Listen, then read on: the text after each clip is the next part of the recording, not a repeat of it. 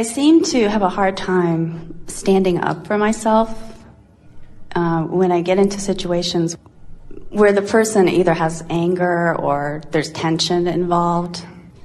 Well, part of you, a big part of you, knows that you don't have to stand up for yourself, meaning you don't have to ever push against anyone else, Right. because nobody else is the holder of the goods that you're trying to defend. In other words, at very deep levels, you are completely non-resistant in nature because you understand good flows to you and you don't have to fight and claw and scratch for it. You don't have to explain, it just flows. And so we think a part of you understands that. Why do you use the words not stand up for yourself? What makes you choose those words? Well, because I don't say anything sometimes. I mean, it just seems like this person has Maybe a stronger vibration about what they're wanting. Maybe, versus... but maybe you're really wise. Maybe you know you're vibrating here and they're vibrating there, and your words would fall on deaf ears. Maybe you're understanding that there's really no point in having this conversation because they're not in the receiving mode of what you're offering, and so it's sort of wasted breath. And we don't call that not standing up for oneself. We call that understanding when the communication's of value and understanding when it's not. What makes you say not standing up for yourself? Part of you believes that others hold power and that they have the ability to give it to you or withhold it from you. Yes? Mm-hmm.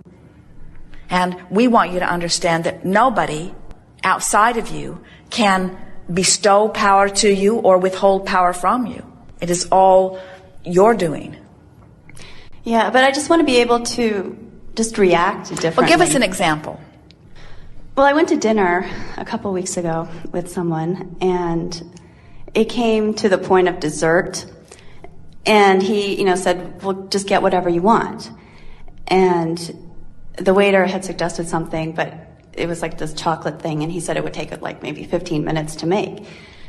And I thought it sounded really good. And the guy I was with, I said I wanted that, and he said, but it's going to take another 15 minutes. Do you really want that? And so I thought, but you just said just get whatever you want.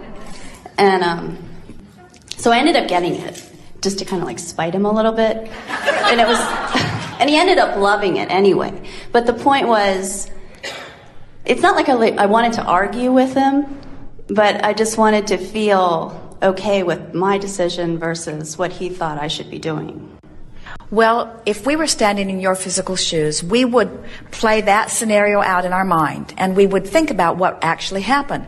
Someone suggested something to you, and you followed what felt best to you and made a decision. Mm-hmm. And when you made the decision, it caused someone else to begin to evaluate the factors. And that negative evaluation caused you to evaluate more clearly what you wanted. And now it became more than, do I just want something that tastes really good, or do I want something that the waiter has really expressed as being something unbelievably wonderful?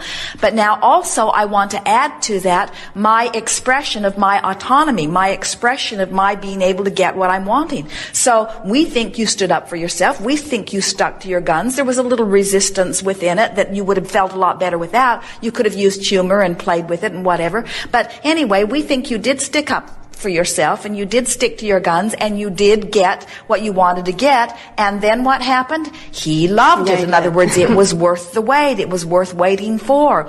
It gave you an opportunity that you could have more of an experience. Now, you could have softened that and made it easier. You could have said something like, well, I really would love to sit here longer.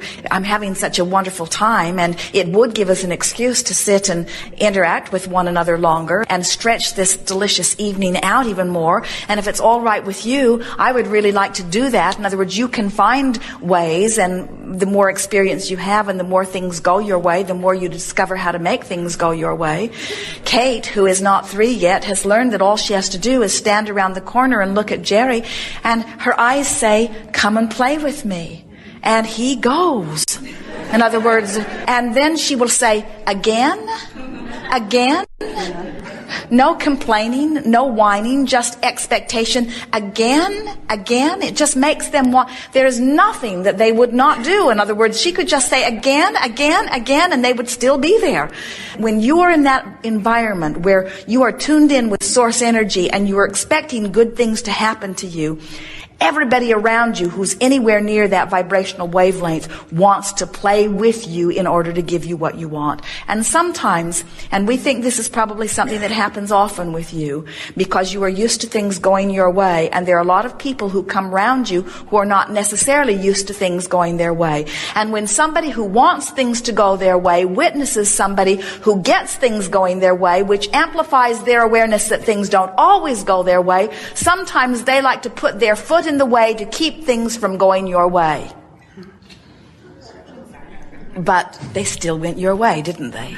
Because things just go your way. And so what you want to just start expressing to those around you is, I'm used to things going my way, and that doesn't mean that I expect you to make them go my way, but things just go my way. And so if it's going to bother you to be around someone who's charmed, who everything goes their way, then you might want to find somebody else to go out to dinner with, because I'm used to things always going my way. I attract the best waiters, I attract the best food, I go to the best restaurants, I find the best desserts. Things just go my way. You always get what you want. It's the way it's supposed to be for you. Good. Thank you.